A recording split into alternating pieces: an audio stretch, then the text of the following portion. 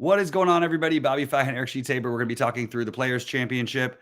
We've had this is Sheets and I both were contending for $1 million, in this tournament not long ago. So I'm excited for this one. It's always been my best for whatever reason. I've done the best at this tournament, and I'm looking forward to it. And we're going to have some big decisions to make starting at the top. Sheets, anything you want to touch on before we just jump in? Yeah, I mean, for me, golf has been my sport where I've struggled the most recently. I had the lucky showdown win, but as far as classic slates go, it's been a pretty tough losing streak, and I continue to work on my process. I like what I'm doing, and we'll just continue to do it. Yeah, that was a couple of years ago. I think that I remember I was going to. It was a Monday finish. I was going to basketball practice, and I was half sweating and half I wasn't paying attention to it. And like the whole Discord was like, dude, you're like at first for like $1 million. I'm like, really? And then the year before, that's when Big T won this freaking thing for $1 million, I think, the same tournament. Yeah. So this is the industry tournament. And Bryson DeChambeau can't win this year. Paul Casey can't mess it up for me this year. So someone else is gonna have to do it. And then as I talked about in the NBA video, you got someone who's 12-8. Which is I guess is going to dominate the discussion. Like last week we had a $6,500 guy dominate the discussion. In Minwoo Lee this week it's going to be right. Do you want to play Scheffler? And the one thing is that in this tournament we have all these guys that are under 6K now. It certainly makes it easier to play him. I'm going to, again, just not make this about plays. I'm just going to just kind of like let the lineups just kind of do what they do. And I don't know if I'm going to force anything. My initial runs, and we'll get to it, I'm just probably not taking a big stand one way or the other on him. I'll just be with the field, whatever that is, and just hope that my leverage elsewhere just kind of gets me there. Yeah, I totally understand. And I've heard a lot of people just out there saying, oh, we can't play Scheffler after a win at these percentage ownerships. And I'm just like, I don't even care about that. I genuinely, when it comes to him, I really don't care. I was going to tweet something else. I'm not getting into these Twitter fights, but I'll say this before anybody here says something stupid. If you're a content provider who is advising that the reason to fade Scheffler is because no one has won this tournament back-to-back, you should either refund that month to your subscribers. I agree. Or at the very least, for the brand, do like 20 bad take push-ups on screen or something like that. It's just bad. It's just bad content. It's bad statistics. It's just all bad. If you want to tell me that you want to fade him because you don't think he's worth 12-8, or you know what I mean, or you really like these 10K guys and you can't get to the 12-8, okay, I'll listen to what you have to say. But don't tell me I'm fading him because he won it last year and no one else has won it that won it the year before. That's just bad. That's just bad content. Anyway. Right. Let me share my screen. I think it's and what we're going to share already. And we're going to go through again tier by tier. We're going to talk about what our favorite plays are. And I'm going to try to also just add in, like, at least for now, who I'm overweight on, who I'm underweight on in the actual lineup builds, because it could be a little bit different. Mm-hmm. So let's do the 10K and up. Let's put all these guys up here together. And I guess I'll just start. The two plays which to me are just kind of standing out as fades, and they're going to be low owned as well, but are Xander and Rory. I think those are the guys that are just kind of overpriced given their recent form. And when I did my initial run, those are the two guys I'm actually most negatively leveraged. My ownership versus what I predict in the field will be owned. And even so, I mean, I've Rory only projected like not that high ownership, but I'm going to be even lower than that, I think. Mm-hmm. Scheffler, I do like Scheffler. I do like Thomas. I'm also barely with the field, maybe even a little under on Hovland. And again, I guess just because I think Scheffler is like kind of a good play, so if you're going to spend money, and I'm going to be with the field on Scheffler, you got to be under on something else in this range. So that's kind of my overall opinion. As far as Cantlay goes, either take him or leave him. But I think Scheffler is reasonable at 12.8, given what the rest of the field can give you as far as salary relief. Mm-hmm. And if I had to pick two guys that I'm just going to be, just not going to probably get as much of as maybe others, is, I don't know, Rory and Xander seem to be the most overpriced. Yeah, so I'm definitely not going to fade Scheffler. I'm not going to lock him in. I'm not going to fade him. I'm not sure where I'm going to end up in relation to the field, but I definitely am going to have a decent amount of him. My next favorite, I love Hovland. He played great here last times. I think that this is a tremendous play. I think his price is nice. It's at the bottom end of the 10K. He's my second favorite. And I actually look, maybe it's revenge because Rory has a good day on Sunday, and I'm probably not complaining as much about losing all the time lately. I mean, I did fine in golf, but I think he would have had to shoot 2 under, and I probably win the 100K in the 555. So that was a little tilting. And instead he went out and shot 4 over. Obviously I didn't know that going into the day, but when you look back at it, that's what it would have taken. So a little tilted on that one. But I also do think Rory here is a decent play. He's been a little bit all over the map. He has his bad Rory holes, but at the same time, he's had stretches of really, really, really excellent golf lately. And I think he's better than, I think playing him now is better than it would have been, let's say last year, where he just looked like he was a little bit more all over the place. I think he's finding something, but then he has these rounds and I just go like, I don't even know. That looks like a totally different person than we've seen the last 3 days. So I do still have a little bit of interest in Rory, lower on Schauffele, Thomas, Cantlay. I'll definitely be underweight those guys as of right now.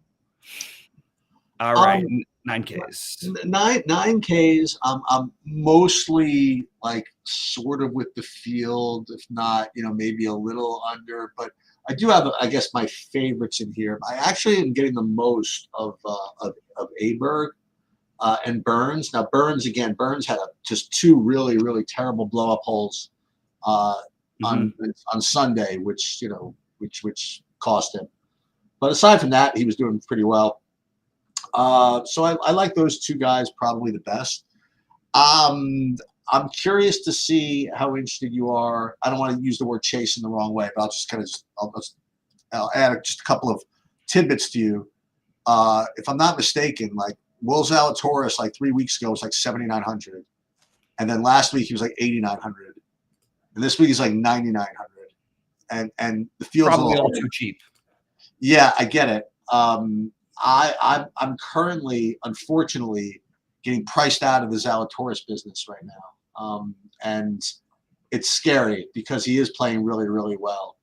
So that's kind of where I am. So for me, it's going to be Morikawa as well. So Morikawa, Lowry, Aberg, and Burns, and the rest I'm just kind of under. Yeah, I had the unfortunate experience of watching Morikawa play last week. Oh, and it was very unfortunate. It was very unfortunate. What did he shoot, 10 over in the second round? It was like bizarre. Like that. I mean, it was. This is poorly as I've seen a golfer play. At least with Fleetwood, he got a lot of it out on one hole. Oh, he sure did. Morikawa was like double bogey was like the norm for him. That was his par. I don't know. It was really hard to watch, but I am going to take a different approach. First of all, I think that the fields are weak in general. We got to acknowledge, Cam Smith is the master of this thing. There's all the guys who we used to have, we just don't have for this tournament anymore. So that's partly why I don't like the idea of giving up on Scheffler. I want to play the guys who I think are on the come up. I don't understand why people don't want to play Wyndham Clark every week. I just don't. The guy has proven absolutely that he has become one of the best golfers in the world. You could argue that he's the second best player in this tournament.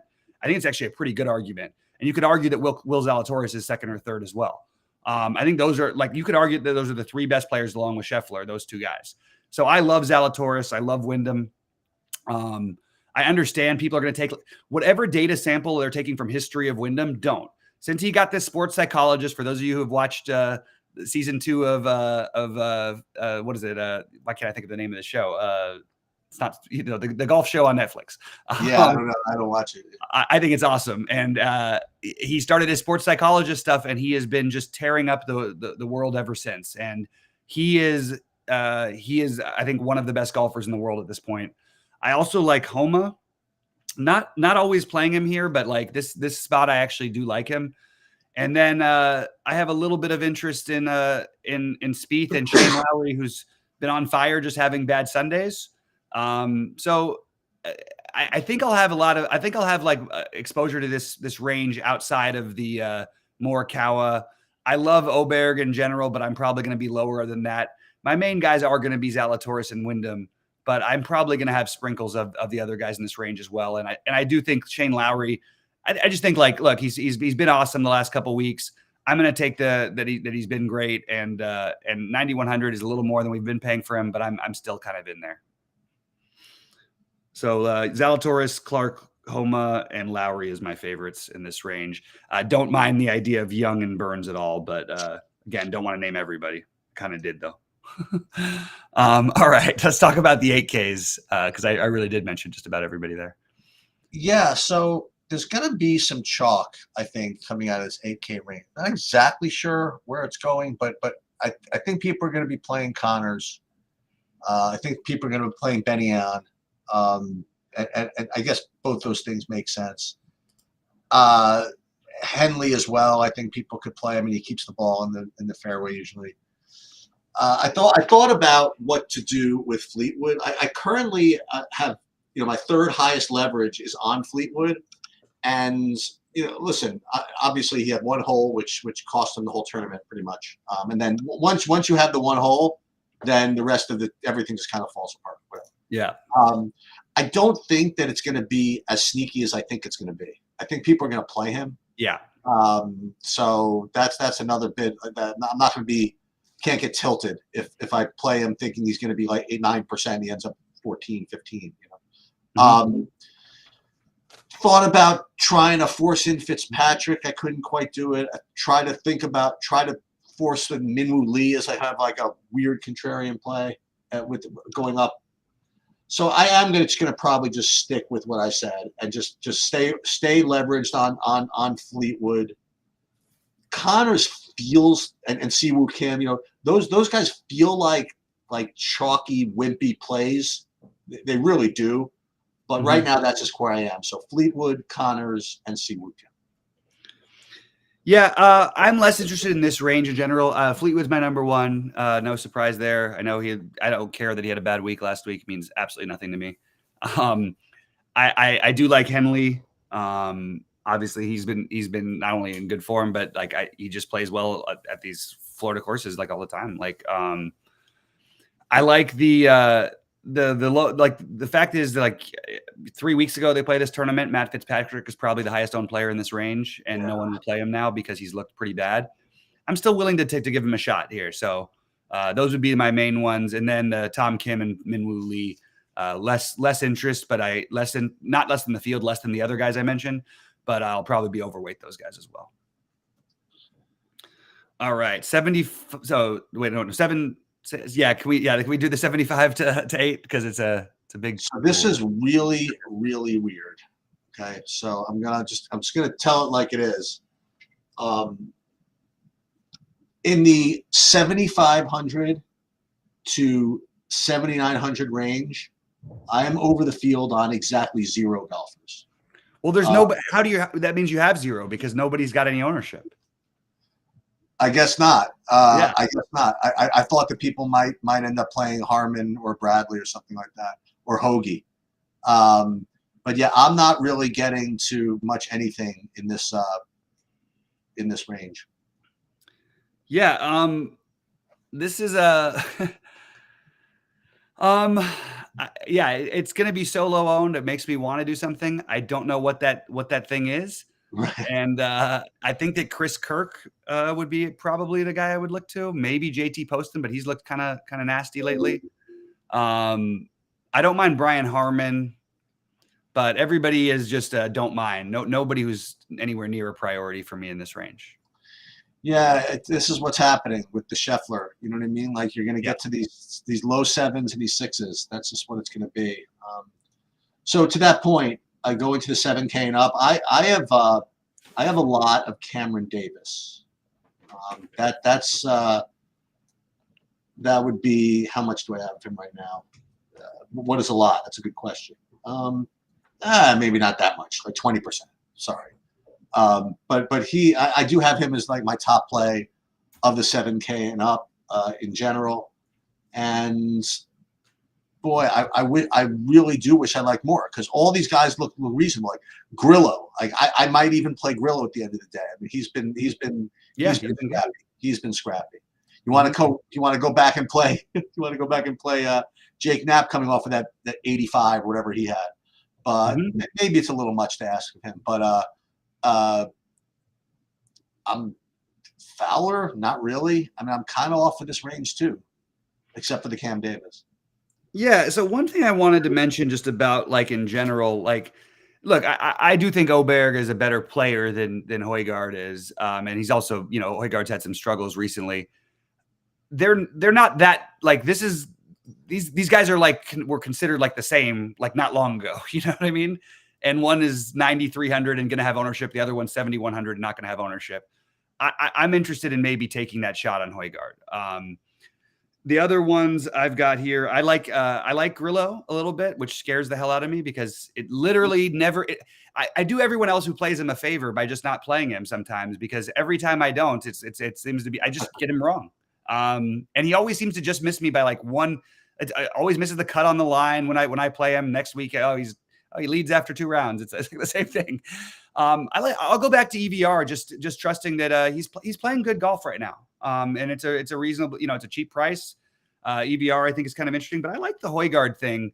I think the best, and I am the sucker. I like your Cam Davis, but I also am I'll be the sucker who takes extra shots on Jake Knapp. I mean, the guy just almost won back-to-back, and after having a rough week, even, you know, at least like he still made the cut, had the shot horribly, but then he like played well every other day.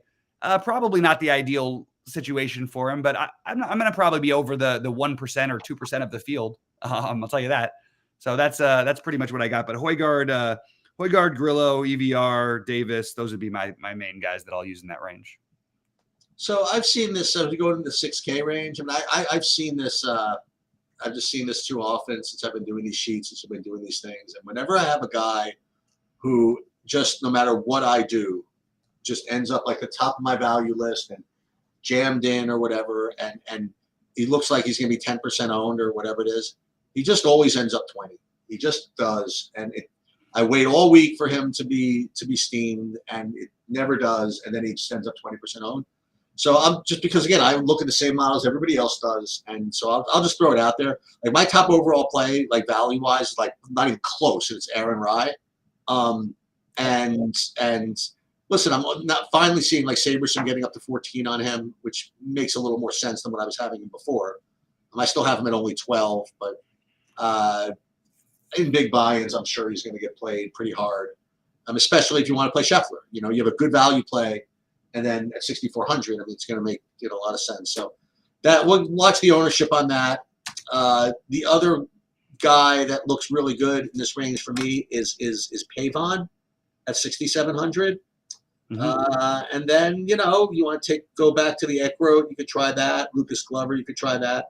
But this is going to be like a common thing to do, I think, play Scheffler with these 6Ks. So I think Aaron Rye does look like a good play. If you want to get different, play Aaron Rye without Scheffler.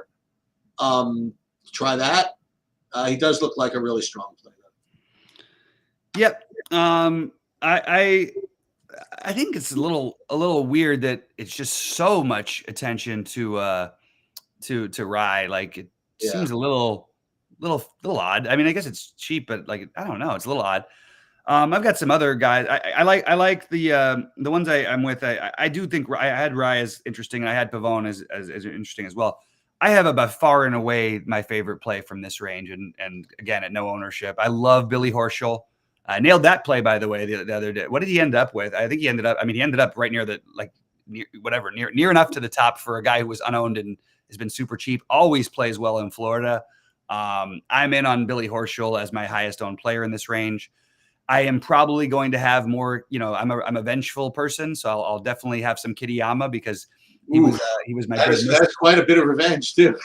Yeah, he was rough, but I mean, he actually played a really good second round. He just had a terrible first round. He would play Kitayama with Fleetwood and Knapp and Adam Scott. You could put them all in the same lineup. Absolutely, but at least Knapp made the cut of all those guys. And Morikawa, yeah, and we have Morikawa, yeah, too. Are we maybe missing something with Nick Taylor? Is my other question. Yep. Yep. Because he's been very good, and just have a little bit of interest here. So. But again, the main ones.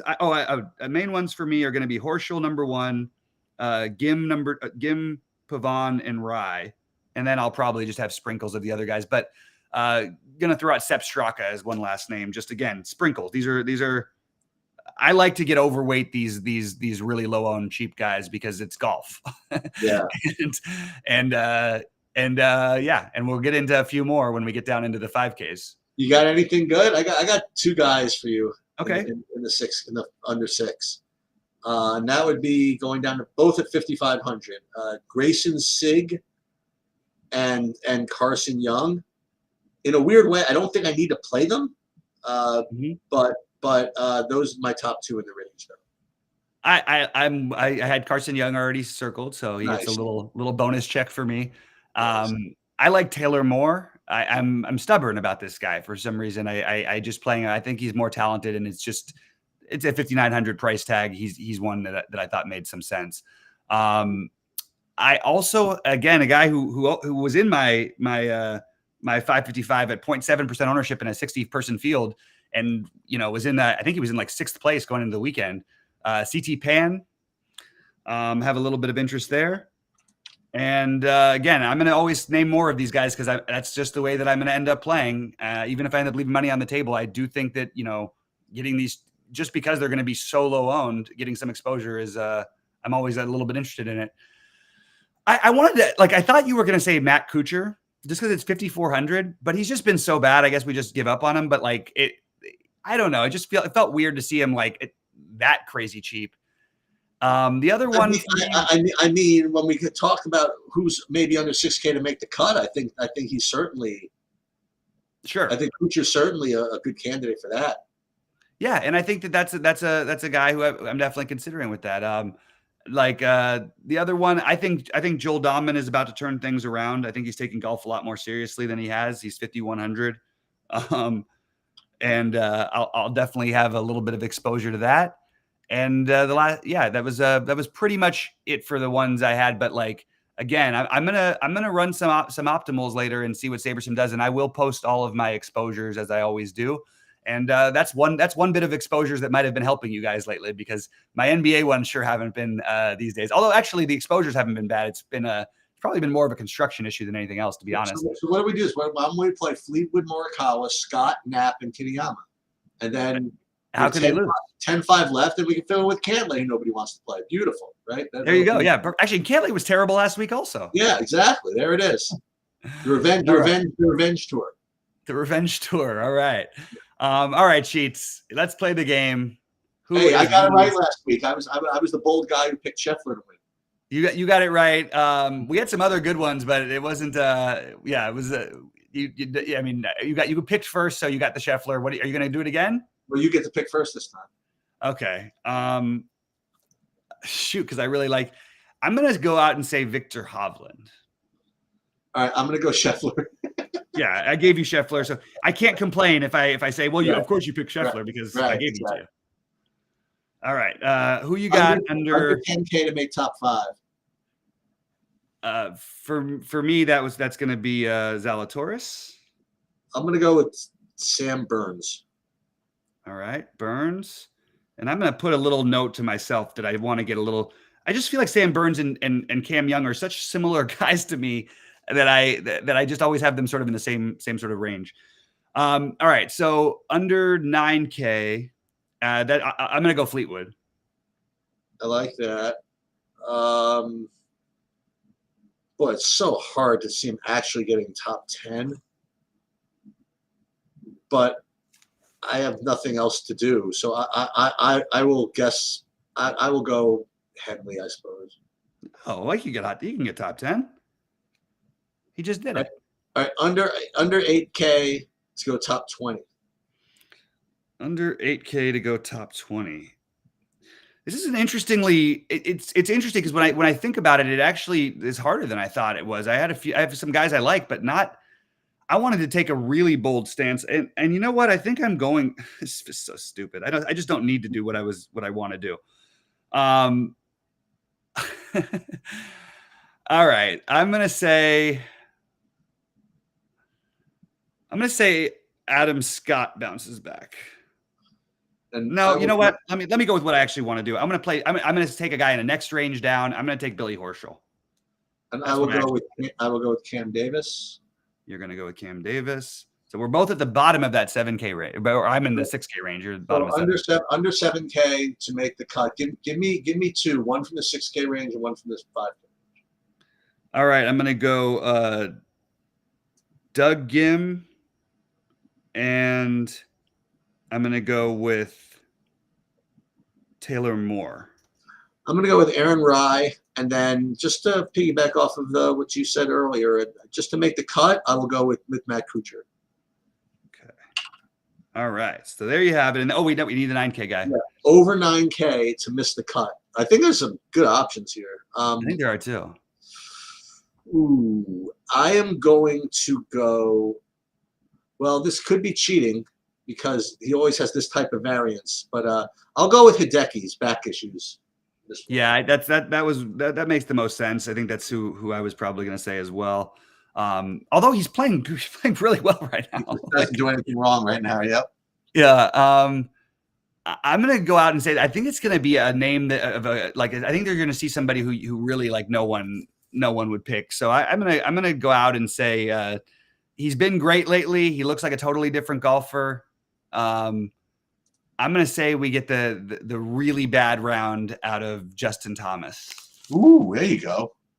I know that the chalk answer should probably be Shane Lowry, but I'm too in love with Lowry lately, so I can't do it. He's been very good to me, as he's been like one of my 5 highest owned players the last 2 tournaments, so I can't complain. All right. Well, good luck to everybody this week. Should be a lot of fun. And I will update my stuff later. Hopefully we have a sweat going into Sunday, and I'll probably be around Sunday. If there's something, maybe I'll jump on. And actually, you know what? It didn't work last time that happened. That's when DJ Hold It In, when I was doing a show with Mark Scalado. Maybe we do a cut sweat Friday or something. We'll see. That could be kind of fun. Yeah. Yeah. Hopefully I'll have my house back by then too. All right. Well, good luck to everybody. Congrats again on last night.